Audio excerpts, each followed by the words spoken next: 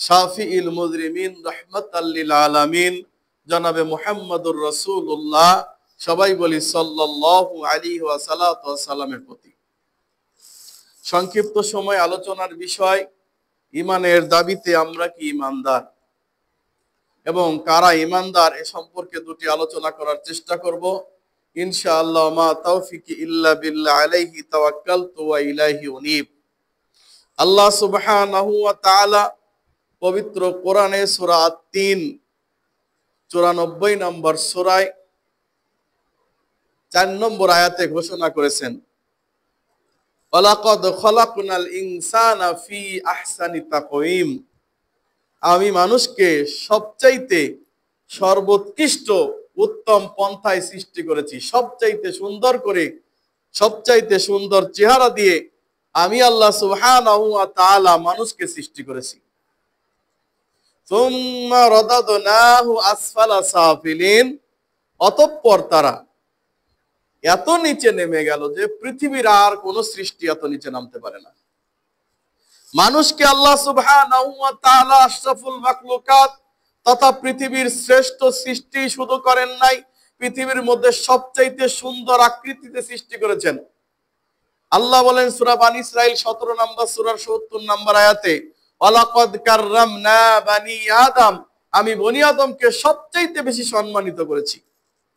এরপর আল্লাহ বলছেন, ওয়ালাকাদ খালাকনাল ইনসানা ফি আহসানি তাকওয়িম, আমি মানুষকে সবচাইতে উত্তম চেহারা দিয়ে, সবচাইতে সুন্দর অবয়ব দিয়ে আমি মানুষকে সৃষ্টি করেছি। সুম্মা রাদাদনাহু আসফালা সাফিলিন, অতঃপর তারা এত নিচে নেমে গেল যে পৃথিবীর আর কোন সৃষ্টি এত নিচে নামতে পারে না। কুকুর এত নিচে নামতে পারে না, শুয়োর এত নিচে নামতে পারে না।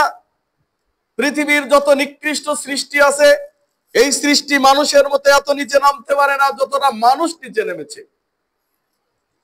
আল্লাহ সুবহানাহু ওয়া তাআলা কথাই বলছেন, অথচ আমি মানুষকে বিবেক দিয়েছি, বুদ্ধি দিয়েছি, মানুষকে ভালো পথে চলার জন্য বলেছি, মানুষকে দুটি পথ দেখিয়ে দিয়েছি। হাদাইনাহুন নাজদাইন, আমি মানুষকে দুটি পথ দেখিয়ে দিয়েছি। তুমি ভালো পথে গেলে জান্নাতে যেতে পারবে, খারাপ পথে গেলে জাহান্নাম। হাদাইনাহুন নাজদাইন, দুটি পথ দেখিয়ে দিয়েছি, এখন মানুষের ইচ্ছা সে কোন পথে যাবে। আল্লাহ সুবহানাহু ওয়া তাআলা বলছেন সূরা কাহাফ 18 নম্বর সূরার 29 নম্বর আয়াতে, আকুলিল হাক্কু মির রাব্বিকুম, হে নবী আপনি বলে দিন হক সত্য তোমার প্রতিপালকের পক্ষ থেকে এসেছে। ফামান শাআ ফালিউমিন, সুতরাং হক কেউ যদি মেনে কবুল করে আল্লাহর ইবাদত বন্দেগী করে তাহলে সে ঈমানদার হবে, সে মুমিন হবে। ওমান শাআ ফালিয়াকফুর, আর যে ব্যক্তি এটা কুফরি করবে, মানবে না, সে কাফের হবে। ইন্না আতাদনা লিযালিমিনা নারা, আমি নিশ্চয়ই জালেমদের জন্য জাহান্নামের আগুন প্রস্তুত করে রেখেছি।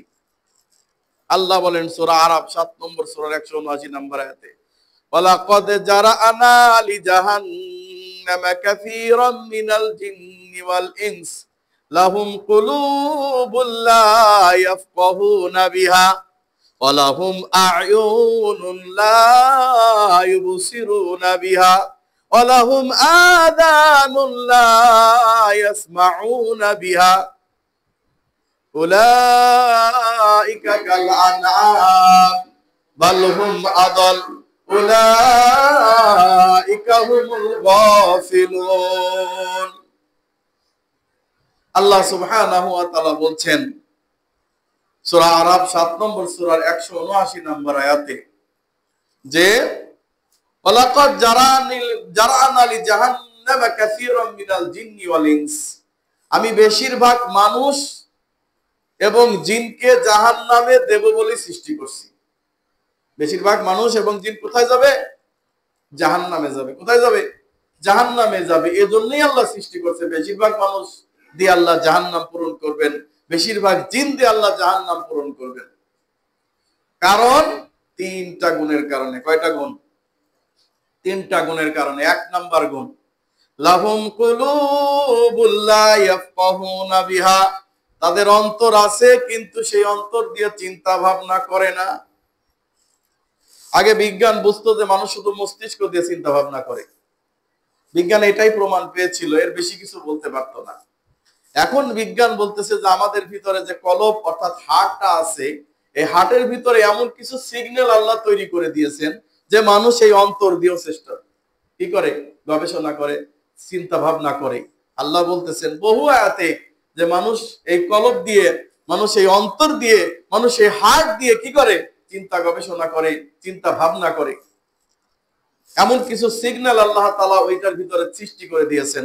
শুধু মানুষ ব্রেন দিয়ে চিন্তা ভাবনা করে না, এই অন্তর দিয়ে, হার্ট দিয়ে চিন্তা ভাবনা করে। সুবহানাল্লাহ বিহামদি সুবহানাল্লাহিল আযীম। এই পুরা বডির ভিতরে সবচাইতে বেশি, সবচাইতে গুরুত্বপূর্ণ এবং সবচাইতে আশ্চর্যজনক সৃষ্টি হচ্ছে আপনার এই হার্ট। হার্ট যদি কাজ না করে তো আপনি মারা পড়ে যাবেন, সঙ্গে সঙ্গে শেষ। যার হার্ট কাজ করবে না শেষ। বলে না হার্ট ফেল করছে, হার্ট অ্যাটাক করছে, হার্ট স্ট্রোক করছে। কারণ কি? হার্ট বন্ধ হয়ে গেছে, হার্টবিট কি হয়ে গেছে, বন্ধ হয়ে গেছে। পৃথিবীতে আপনি যদি মনে করেন যে ৫,০০০ কিলোমিটার পর্যন্ত পানি নিয়ে যাবেন, ১০,০০০ কিলোমিটার পর্যন্ত পানি নিয়ে যাবেন, এমন পাম্প এখনো তৈরি হয় নাই। কথা বোঝেন নাই মনে হয়? হয়েছে? ১,০০০ কিলোমিটার, ২,০০০, ৫,০০০, ১০,০০০ কিলোমিটার পর্যন্ত পানি নিয়ে যাবে একটা পাম্প মোটর দিয়ে, সম্ভব না। এই পানি ১,৫০০ কিলোমিটার যাওয়ার পরে আবার আর একটা পাম্প দিয়ে সেল দিতে হবে। অথচ মানুষের ভিতরে এমন একটা হার্ট আল্লাহ বানায় দিছে, এমন একটা হার্ট তৈরি করে দিয়েছে যে হার্ট পাম্প করতেছে, সে বিরতিহীন ভাবে, কোনোদিন বন্ধ হয়নি। বন্ধ হয়েছে তো মানুষ শেষ। আর এই হার্ট এই পাম্প করতেছে, কি পরিমাণ পাম্প করতেছে, কত পরিমাণ কিলোমিটার আপনাদের ধারণা আছে? বিজ্ঞান বলতেছে একজন মানুষ, কয়জন মানুষ? একজন মানুষের যদি রগ বুঝেন তো, শরীরের রগ রেশা, এই সমস্ত রগ রেশা যদি টান করে সোজা করা যেত, তাহলে এই পৃথিবীটাকে ৩ বার প্যাঁচ দেওয়া যেত। কয়বার? কথা বোঝেন নাই মনে হয়? এই পৃথিবীটাকে ৩ বার প্যাঁচ দেওয়া যেত একজন মানুষের হাড় দিয়ে, সরি, উপশিরা, শিরা দিয়ে, অর্থাৎ রগ দিয়ে। তাহলে একটা পাম্প সে সারা পৃথিবী ৩ বার প্যাঁচ দেওয়া যায়। এই রগের ভিতর দিয়ে রক্ত সঞ্চালন করতেছে একটা হার্ট। সুবহানাল্লাহ। এই হার্ট যাতে অসুস্থ থাকে এই জন্য বিড়ি সিগারেট খায় মানুষ। কি দরকার? আমার রক্ত তো পাম্পের দরকার নেই। হার্ট যত অসুস্থ চায় জর্দা খায়, হার্ট যত অসুস্থ থাকে সফট ড্রিঙ্কের নামে হার্ট ড্রিঙ্ক খায়। কি খায়? পেপসি খায়, 7 আপ খায়, তারপরে ওই যে কোকা কোলা খায়। খায় কি খায় না? গরমের ভিতরে এগুলা যারা খায় তাদের হার্টের সমস্যা হয়ে যাবে। বুঝে না? বুঝতে পারছি? আমি হারাম বলতেছি না, কিন্তু এটা খেলে হার্টের ক্ষতি হয়। কিন্তু দেখা যাচ্ছে যে মানুষ যেটা হার্টের ক্ষতি হয় সেগুলাই মানুষ বেশি খাচ্ছে। আউযুবিল্লাহি মিনাশ শাইতানির রাজিম। তো আমি এই দিকে যাব না, দিকে গেলে আলোচনা দীর্ঘায়িত হয়ে যাবে। আমি বলতেছিলাম যে ৩টা কারণে আল্লাহ তাআলা মানুষকে জাহান্নামে দিবেন। তার ১ নাম্বার কারণ, লাহুম কুলুবুল লা ইয়াফকাহুনা বিহা, অন্তর আছে কিন্তু সেই অন্তর দিয়ে কোনোদিন চিন্তা ভাবনা করে নাই। ওয়ালাহুম আ'য়ুনুন লা ইউবসিরুনা বিহা, ২ চোখ আছে কিন্তু সেই চোখ দিয়ে দেখেও দেখে নাই। ওয়ালাহুম আযানুন লা ইয়াসমাউনা বিহা, ২ কান আছে কিন্তু সেই ২ কান দিয়ে কোনোদিন শুনেও শোনে নাই।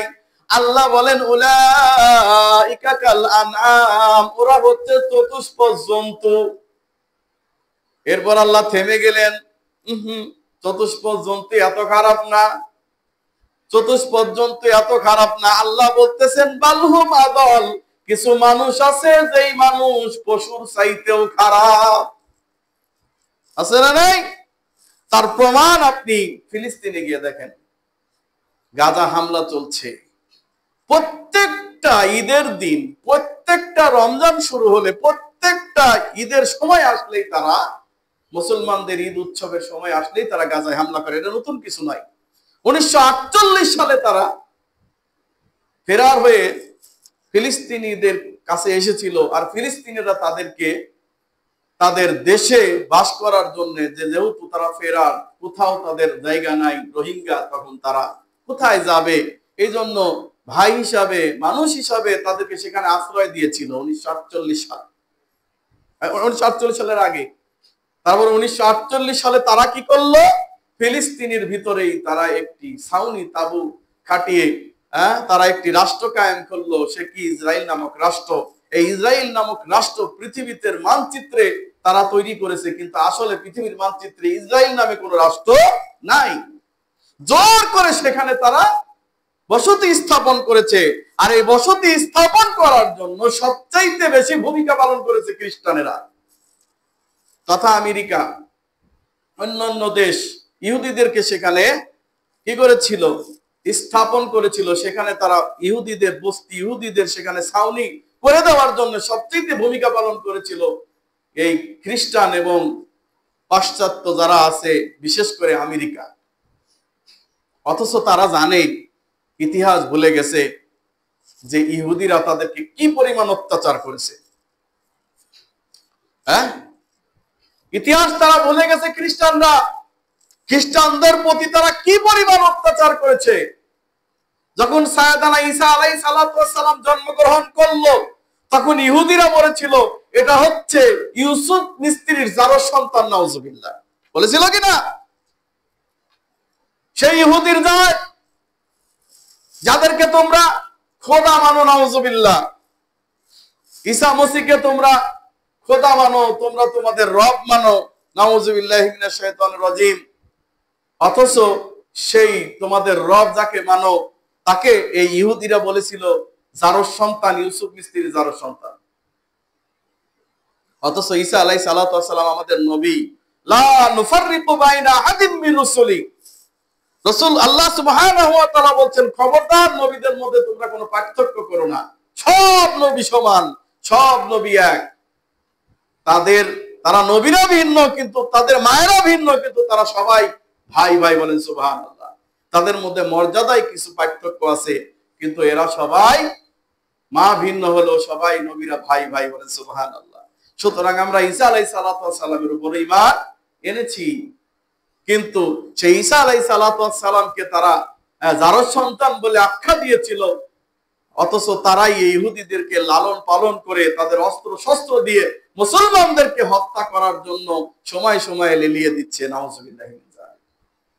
আর ইহুদিরা এমন কিছু সৃষ্টি করে রেখেছে, সারা পৃথিবীর অর্থনীতি, সারা পৃথিবীর সমরনীতি, সারা পৃথিবীর রাজনীতি সবকিছু ইহুদিদের হাতে। আমরা হিজবুল্লাহকে মনে করতেছি যে আল্লাহর পক্ষ থেকে সাহায্যকারী, আমরা হামাসকে মনে করতেছি যে আল্লাহর পক্ষ থেকে সাহায্যকারী। এটা মিথ্যা ধারণা। বরং হামাস এবং ইসরায়েল হচ্ছে ইহুদিদের তৈরি। মাঝে মধ্যেই হামাস এবং কি বলে হিজবুল্লাহ, এই দুইজন কি করে, মাঝে মাঝেই দেখবেন যে ফিলিস্তিন থেকে, এই গাজা থেকে হঠাৎ করে ইসরায়েলের মধ্যে একটা বোমা মারে, একটা রকেট লঞ্চার ছুড়ে দেয়। এরপরে ওইটাকে উদ্দেশ্য করে এরা হাজার হাজার বনি আদমকে হত্যা করে শেষ করে দিচ্ছে। তাই আল্লাহ সুবহানাহু ওয়া তাআলা বলছেন, এরা পশুর চাইতে অধম, এরা কুকুর শিকারের চাইতে খারাপ। কারণ একজন কুকুর শিকার করে শুধুমাত্র নিজের পেটের খিদার জন্য, একজন বাঘ শিকার করে নিজের পেটের খিদার জন্য, খিদা মেটে গেলে আর শিকার করে না। কিন্তু মানুষ এত সুন্দর অবকাঠামোয় গড়ায় যে এই মানুষটা খিদার জন্য শিকার করে না, সে পেট ভরার পরে আরো কিছু ইনকাম করার জন্য, নিজের ক্ষমতাকে পাকাপোক্ত করার জন্য, নিজের ক্ষমতা দেখার জন্য তারা মানুষকে হত্যা করে। শুধু মানুষকে হত্যা করে ক্ষান্ত হয় না, মায়ের সামনে সন্তানকে ধর্ষণ করে এবং মায়ের সামনে সন্তানকে হত্যা করার পরে সেই মাকে রক্তপান করতে বাধ্য করে। এই সুন্দর অবকাঠামোয় করা মানুষগুলো, নাউজুবিল্লাহ মিন যালিক। এজন্য আল্লাহ বলতেছেন, ওয়ালাকাদ খালাকনাল ইনসানা ফি আহসানি তাকওয়িম, আমি মানুষকে সবচেয়ে উৎকৃষ্ট পন্থায় সৃষ্টি করেছি। সুম্মা রাদাদনাহু আসফালা সাফিলিন, অতঃপর তাকে এত নিচে নামিয়ে দিয়েছি যে এইখানে আর কেউ নামতে পারে না। আজকে তারা অত্যাচার অনাচার করে সারা পৃথিবী ভরপুর করে দিচ্ছে। গাজায় মুহুর মুহুর মানুষ মারছে। গাজার একটি ছেলে একটা স্ট্যাটাস লিখে পাঠিয়েছে, আমাদের জন্য আপনারা আর কোনো চিন্তা করবেন না, কারণ কিছুদিন পর আমাদের ইতিহাস হয়তো মুছে চলে যাবে, হয়তো আমরা কিছুদিন আছি, কয়টা দিন ধৈর্য ধারণ করেন, আমাদের জন্য আর কিছু করা লাগবে না, শুধু একটু দোয়া করি। কি আর করবে বলেন? ইহুদিরা যে শক্তি তারা অর্জন করেছে, ইসরায়েল যে শক্তি অর্জন করেছে, ইচ্ছা করলে 5 মিনিটে গাজা ধ্বংস করে দিতে পারে, কিন্তু করে না। কেন কেন করে না? পুরোপুরি ধ্বংস কেন করে না? কারণ মুসলমানদেরকে, সারা পৃথিবীর মুসলমানদের অন্তরে জ্বলন সৃষ্টি করার জন্য, সারা পৃথিবীর মুসলমানদেরকে দেখানোর জন্য তারা এই কাজগুলা করে। আর মুসলমান আমরা আজকে গাভীর লেজ ধরে আছি। মুসলমান আমরা বেচা কিনা নিয়ে ব্যস্ত হয়ে পড়েছি, জিহাদ ভুলে গেছি।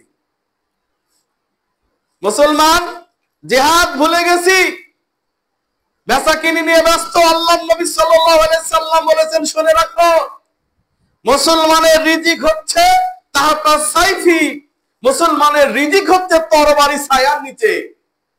মুসলমানের রিজিক তরবারি ছায়ার নিচে।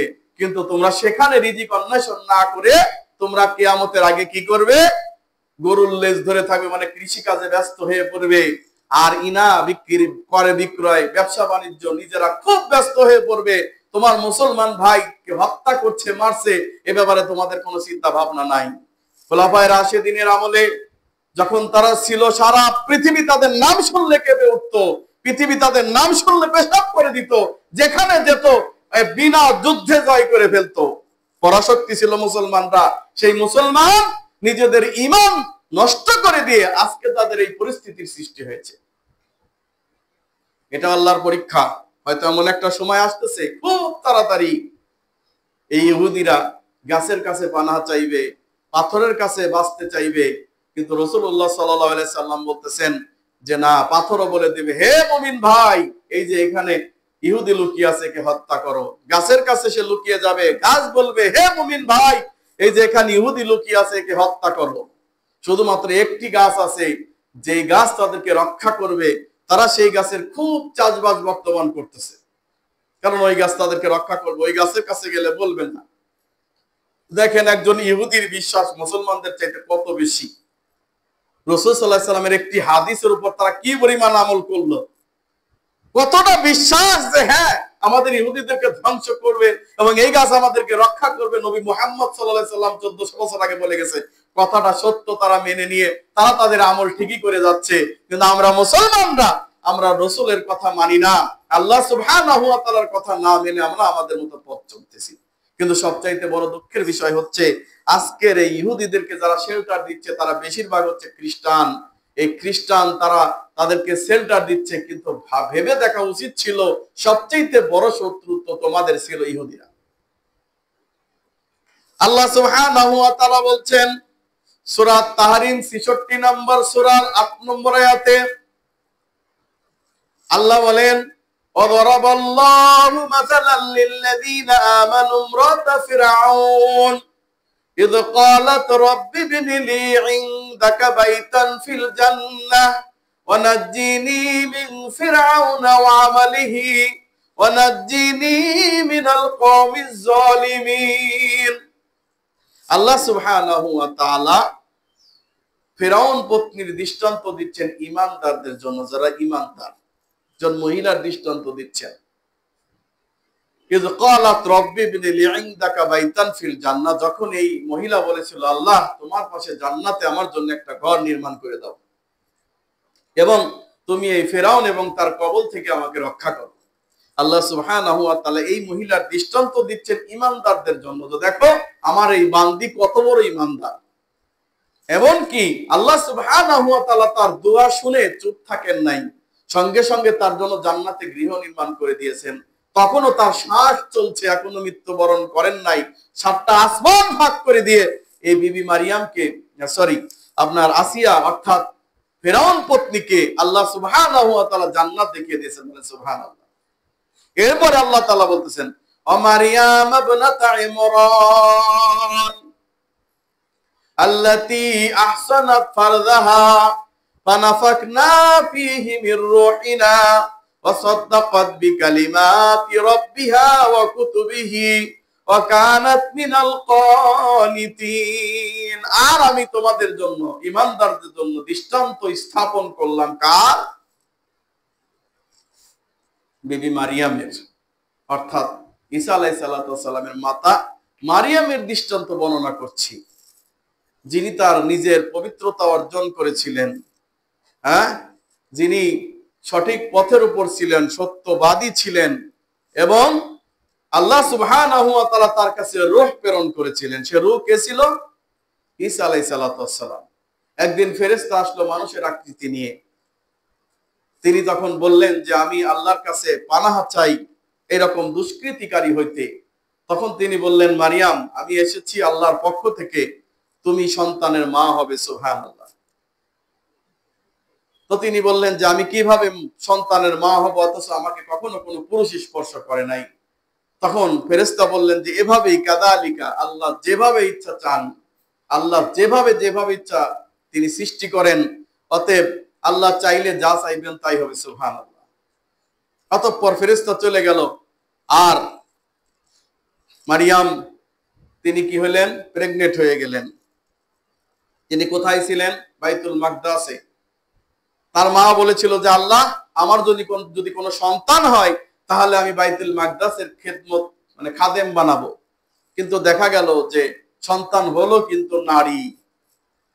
তখন মারিয়ামের মা বলতেছে যে আল্লাহ, আমি তো বলেছিলাম বাইতুল মাকদাসের খাদেম বানাবো, কিন্তু এ তো দেখতেছি যে একজন নারী।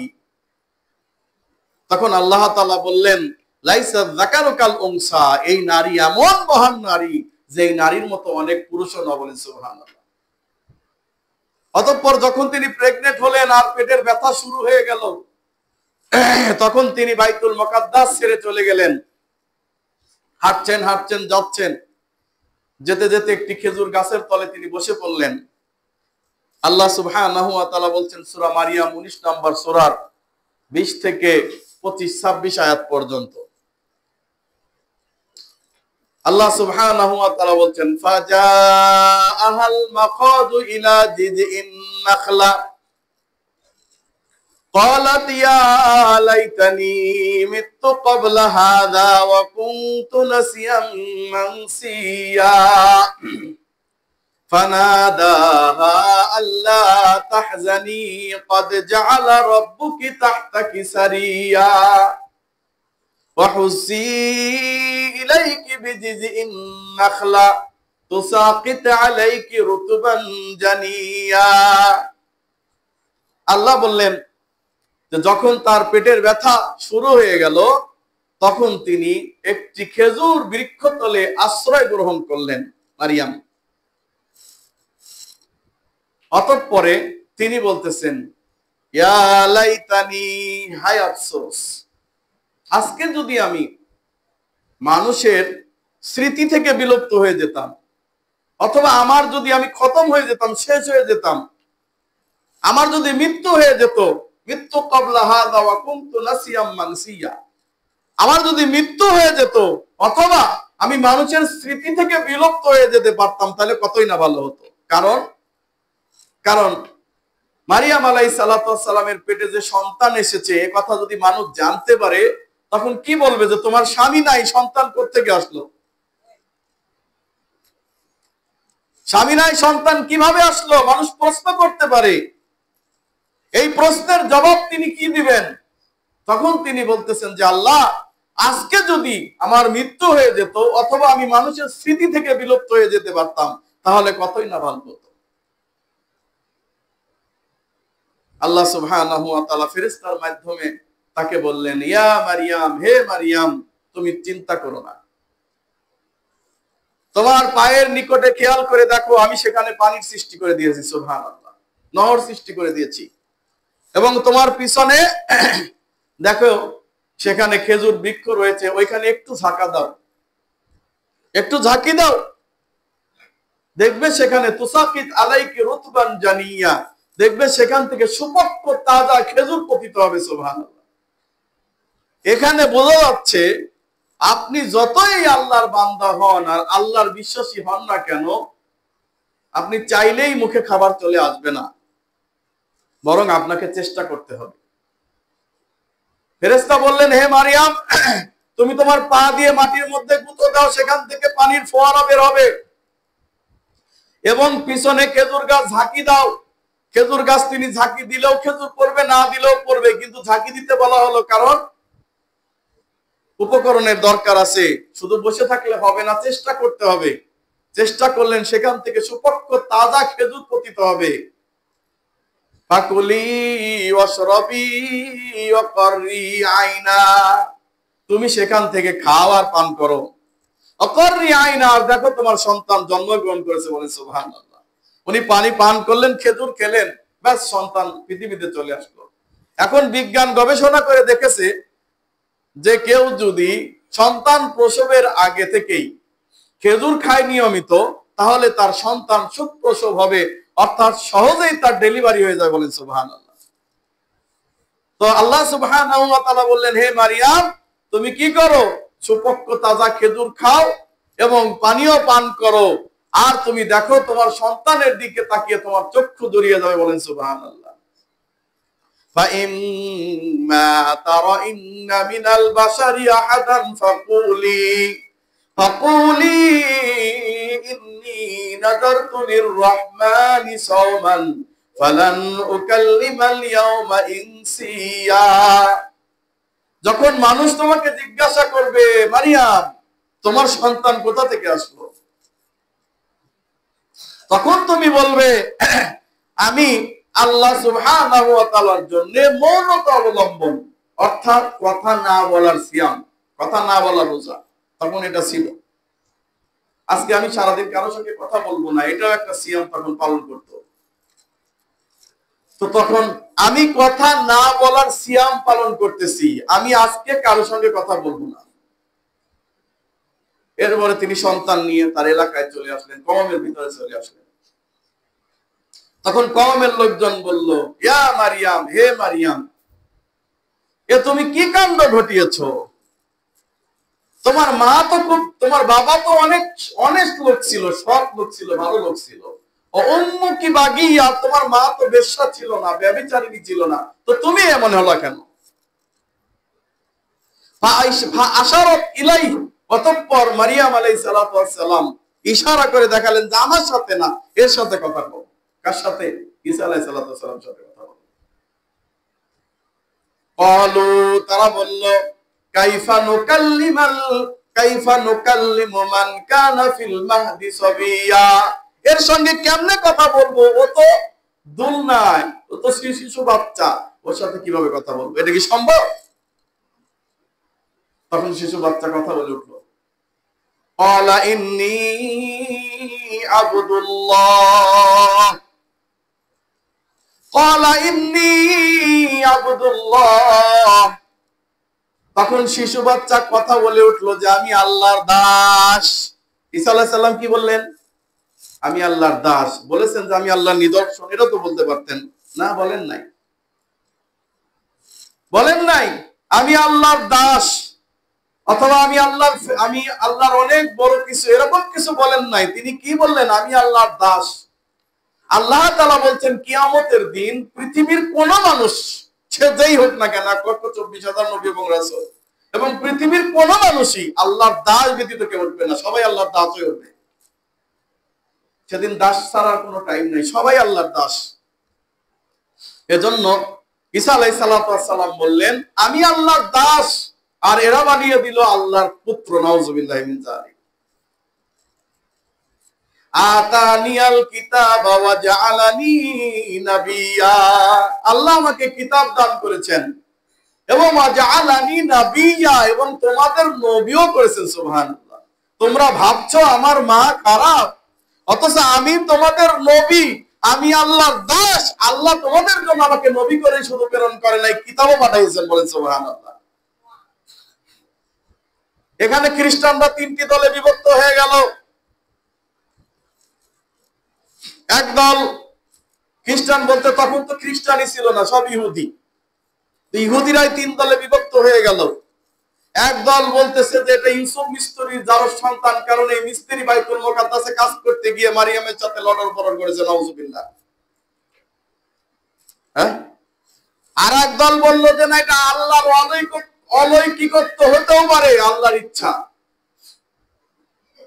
আর একদল বলল যে না, এটা আল্লাহর অলৌকিকত্বই শুধু না, যেহেতু এইটা একজন মানুষ আল্লাহ পৃথিবীতে পাঠিয়েছেন বিনা পিতায়, সুতরাং পিতা যেহেতু কেউ নয় তাহলে আল্লাহ তার পিতা, নাউজুবিল্লাহ। আল্লাহ তার পিতা, তার মানে হচ্ছে যে মরিয়ম হচ্ছে আল্লাহর স্ত্রী আর ঈসা হচ্ছে আল্লাহর পিতা, সরি ঈসার পিতা হচ্ছে আল্লাহ, নাউজুবিল্লাহ। অকালু সালাসা, তারা বলে তিনে মিলে এক। কি বলে? মরিয়ম, ঈসা, আল্লাহ তিনে মিলে এক খোদা, নাউজুবিল্লাহ মিন যালিক।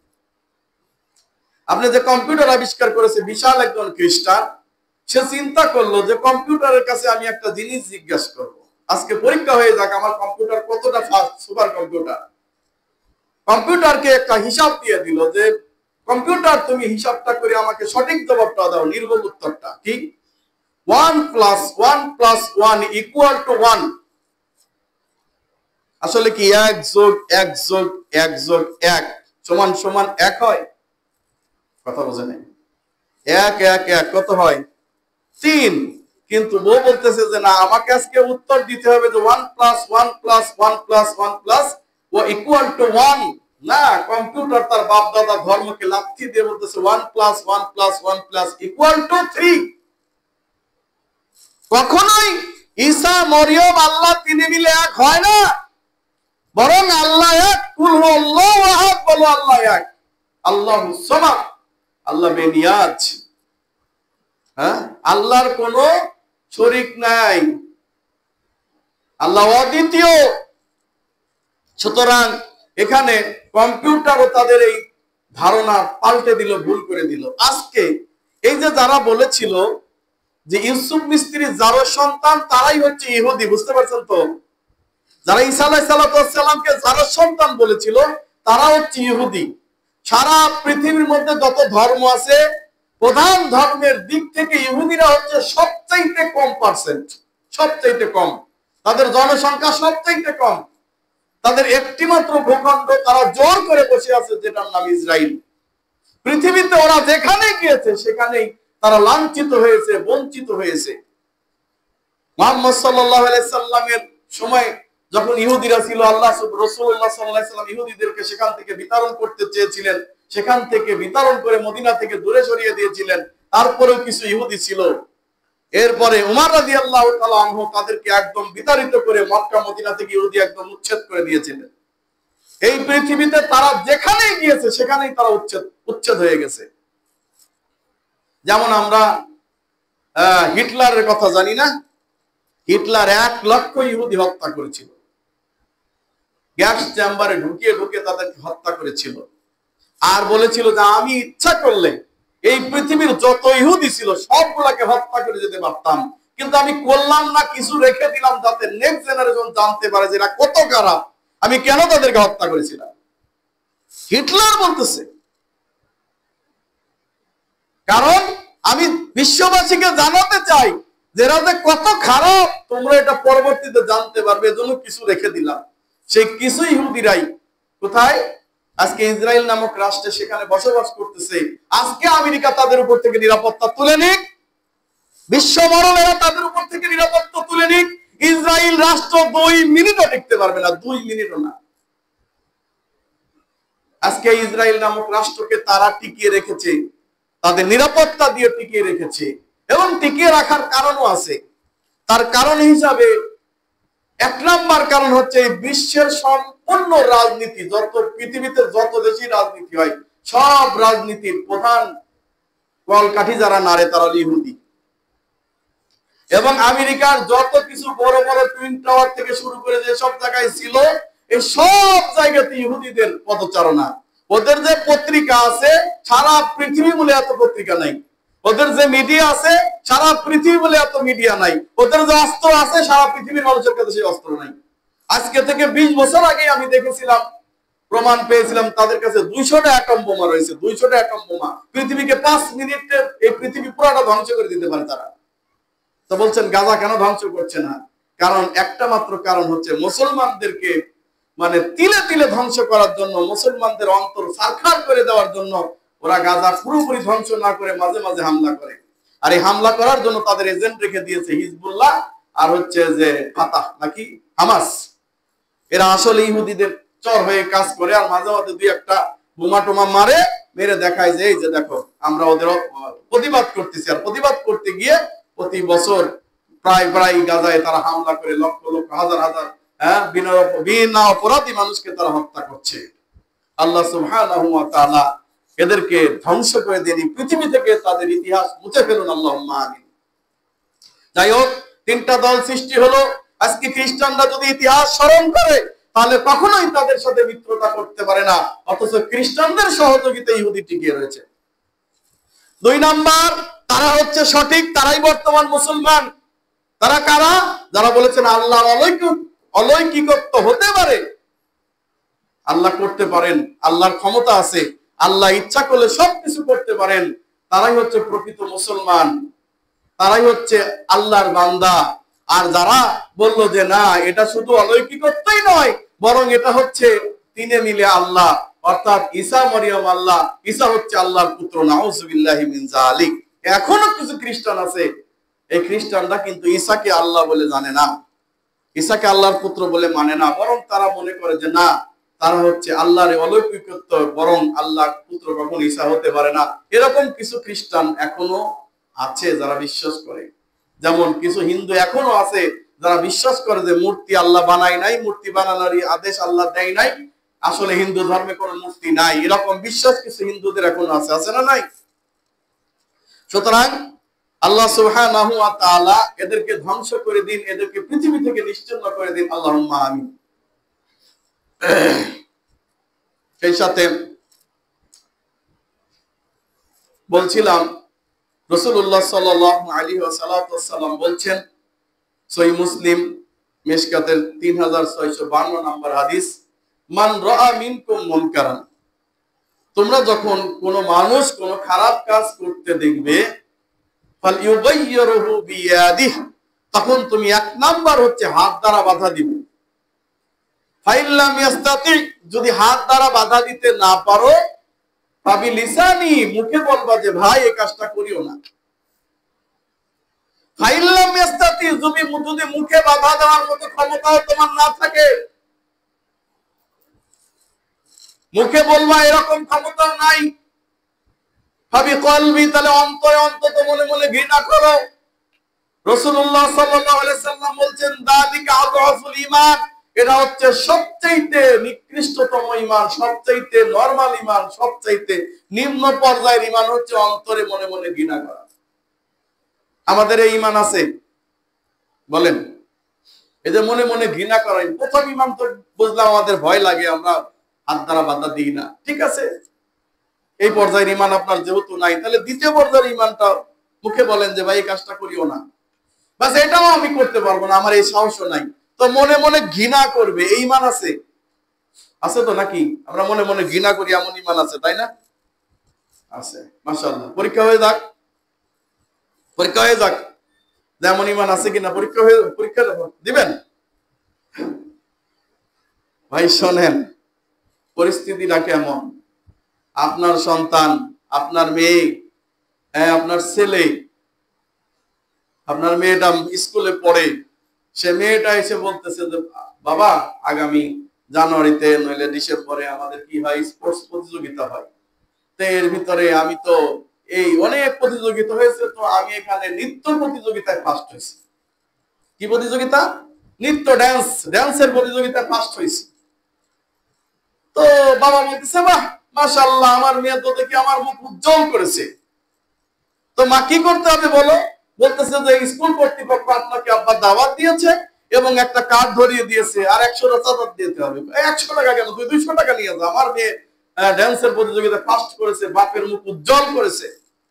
তো আব্বা আপনার কিন্তু দাওয়াত, ওই যেদিনকে পুরস্কার বিতরণ করবে সেদিন কিন্তু আপনার থাকতে হবে। বলতে অবশ্যই থাকবো, কি যে বলিস থাকবো না মানে? ওই দিন বাবা সহ আমরা সবাই উপস্থিত ছিলাম।